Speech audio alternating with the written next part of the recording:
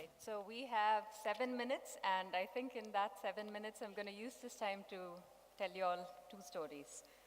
The first is my family's entrepreneurial journey, and then the second is my own foray into that space, and leave you all with some parting thoughts. So how many of you all here have heard of the company Nalli? Okay.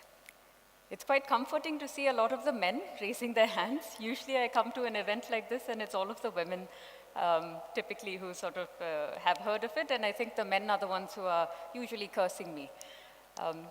So our business is in the sari space. We are a 90-year-old family business, and we're still, till this day, 100% privately held, privately owned. And the genesis of it, a lot of people think that we are traders or, we're in the trading space. But the origin of our family was actually as weavers. So we come from a small sub-community of weavers called the Padmasali community, which originally had come from Andhra. In the 1800s, there was a famine, and that caused a lot of people to move. And a part of that, a group of them, had moved and settled around the Kanjivaram and Kumbakonam, that area. And so that's where my family goes back to. And in fact, if you go back to Kanjivaram, there's a little, I guess it wouldn't even qualify as a town, but there's a small space which is probably about 30 minutes away, and there's only 6 streets, and that place used to be called Nalli, and that's the genesis of our name. So in the early 1900s, my family was in the weaving tradition, and this was my great-great-grandfather, who was a master weaver in Kanjivaram. And his work was so well known that a lot of people would come from all over the country for their wedding silks to purchase it from him. And that was the time when he decided and spoke to his brother and said, look, we get so many people who come in from Madras, who come in from all over. Why don't you go to where the consumer is? And so that started our foray, I think, into business, where one brother decided to stay back and weave, and the other brother said, I'm going to take the products that you make on my cycle, go to Madras once a week. I have my roster of clients, and then I show them the wares, and then I come back. With time, I think those trips became more and more frequent, and that traveling brother sort of decided that he's going to set up a store there. And it started as a small cupboard in someone else's store, became a small 200 square foot store. And then in 1928, we set up our first store, which is the one that remains still today in Chennai. And in fact, a lot of people don't know this, but on the first floor, as was typical of the time, the family tends to live there, and then the business happens on the ground floor. And even till this day, you will find the ancestral home there. That's where I spent my first 5 years growing up, and it's where my grandfather and my grandmother till today still live. And the reason I say this and I tell this story is because we are now 5 generations in the business. And it's interesting how in 2018, the role of the entrepreneur was no different from what it was in the 1800s and the 1900s, which is a person who identifies these opportunities and goes out and seizes them, even if it comes at great personal cost or inconvenience to himself and his family. The second story that I wanted to share with you was my own foray, which is nowhere as illustrious as I think what the platform that I stand on. But I started my career in 2005. I was a computer engineer. And a lot of people ask me that, and I tell them, look, it was just, I spoke to my father, and he said, if you're good at math, what on earth are you doing thinking about anything else? And so like most kids, I guess I got into that stream because it was, the thing to do.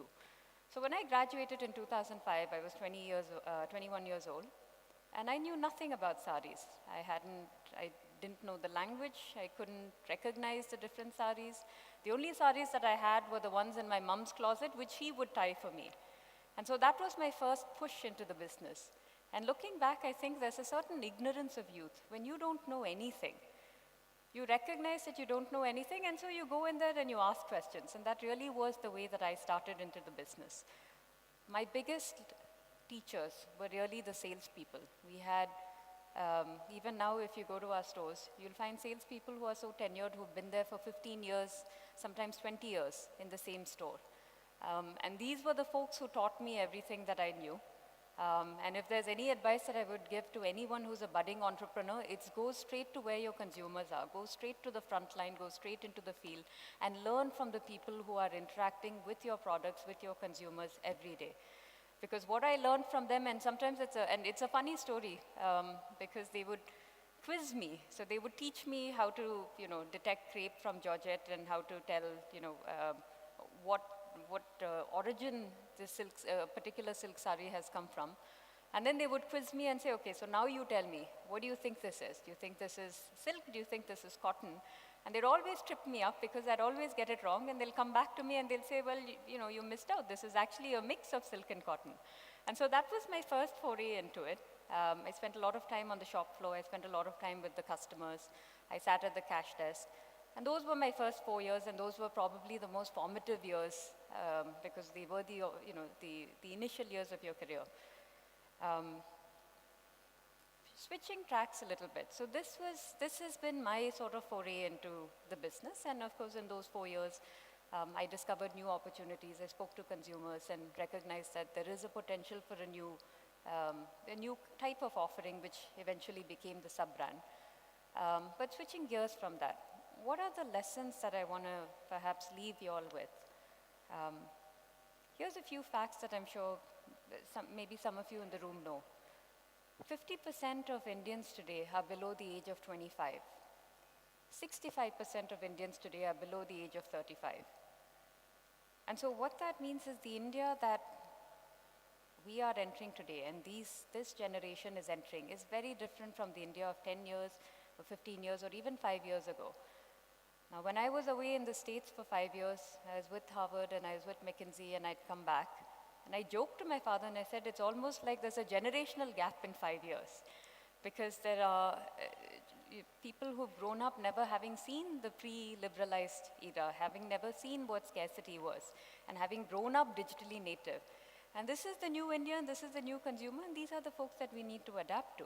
And I think when I look back at it, and perhaps what I want to leave you all with is, we are at a momentous time, I think, in our country's history, where we have so much tailwinds. More and more people are moving into the middle class. More and more people are shifting from a savings mindset to a more consumerist mindset. There's nuclear families that are moving into the cities. And when you take all of this together, right, and you also look at what that has meant for a shift in our attitudes, even to our risk-taking appetite, I think today in India, the biggest cost that we have is the cost of missed opportunity or lost opportunity. It is not the risk of failure, which used to be the case, I think, 10 years ago. And so with that, I think if there's one thing that I would like to leave you all with, it is, over the ages, I think the role of the entrepreneur has remained the same: to be a self-starter, to identify opportunity, to go out there and seize it. And so if there's any reason why any of you here are sort of hesitating, I'd say please just jump in with both feet.